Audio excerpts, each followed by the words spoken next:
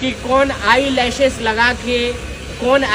लगा के हॉस्पिटल जाता है, कौन अपने रंग बिरंगे कपड़े पहन के हॉस्पिटल जाता है।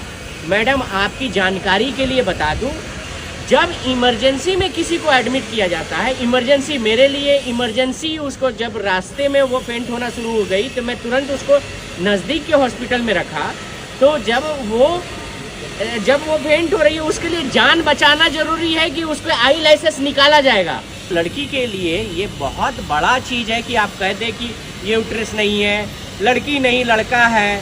अरे पहले तू खुद बता, तेरे तो सारे एक्ट हम लोग ने देखे हैं वो पिछवाड़े वाले, तो तू लड़का है कि लड़की है, मुझे तो अब तो डाउट है। तू दूसरे को कहता है, पहले तू खुद लड़का है कि लड़की है ये तो बता। तो ये सारी चीज़ें जो है कहीं ना कहीं हम लोग बहुत ही सीरियस एक्शन इस पे लेने वाले हैं।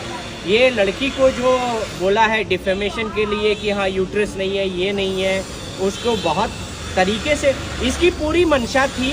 देखो ये बहुत सोची समझी साजिश के तहत राखी को ट्रैप किया था और इसकी पूरी मंशा थी कि राखी को हर तरीके से बर्बाद कर दे, हर तरीके से उसको डिस्ट्रॉय कर दे।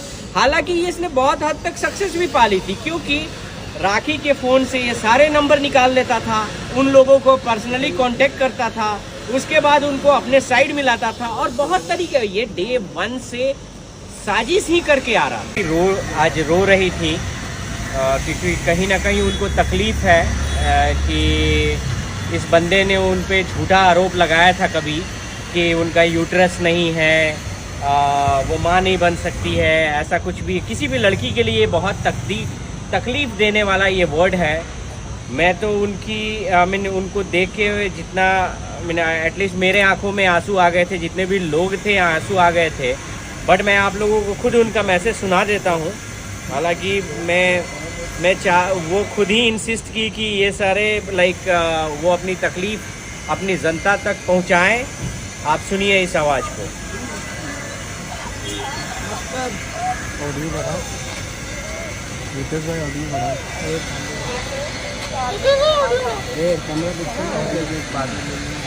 चलो ऑडियो भेज देना, ऑडियो ग्रुप में भेजो, ग्रुप में। मैं चाहूँगा कि ये जो रोते हुए, नहीं तो मैं दूसरे फ़ोन में ट्रांसफ़र करके आपको भेज सकता हूँ, उसमें साउंड है तो बट ये निहायत ही वाहियात किस्म का इंसान है जिसने उसको बहुत तरीके से प्रताड़ित किया, हर तरीके से, ना कि सिर्फ फाइनेंशियली।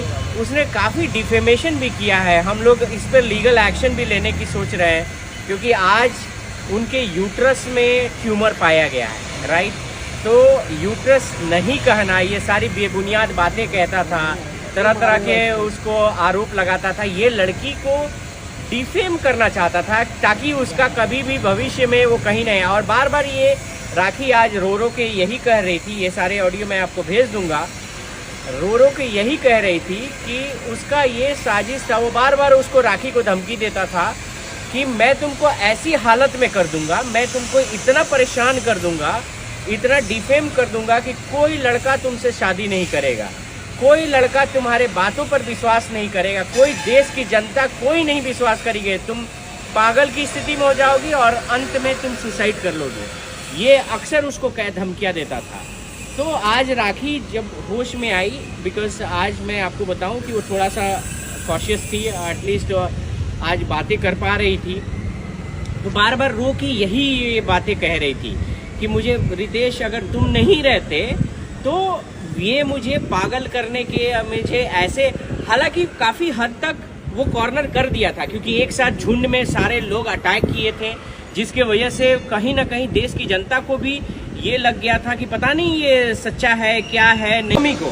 सोमी को भी मैं दोषी मानता हूँ। एक विमेन होके आप ऐसे लड़के को, आप पहले तो शादी की, ठीक है, बिना किसी आधार के, इसके सारे एविडेंस आपके पास है, ये एक लड़की के साथ शादी करके इतना कुछ कर चुका है, उसके बाद फिर वो रेप केस में भी उस पर चार्जेस लगे हुए हैं, बेल पे बाहर आया, उसके बाद आप शादी की, उसके बाद भी आप उसे रोक नहीं रही हैं कि वो किसी लड़की को की लाइफ बर्बाद कर रहा है, बार बार उस पर गलत है। आप भी एक वीमेन है, अगर कल होके ये आपके साथ भी करता है तो आपको ये सोचना चाहिए कि जो इंसान एक लड़की के साथ, क्योंकि देखो राखी के दौरान कभी वो एक और लड़की का नाम आया, उसके बाद बहुत सारी लड़कियां, उसके बाद वो मैसूर की लड़की का नाम आया, फिर उसके बाद इसकी शादी हो गई। कितनी लड़कियों के तो रिकॉर्ड पहले ही आ गए। तो अब मैं पूछता हूँ कि आप भी एक वीमेन हो, आपको कैसे ये चीज़ अच्छा लगता है?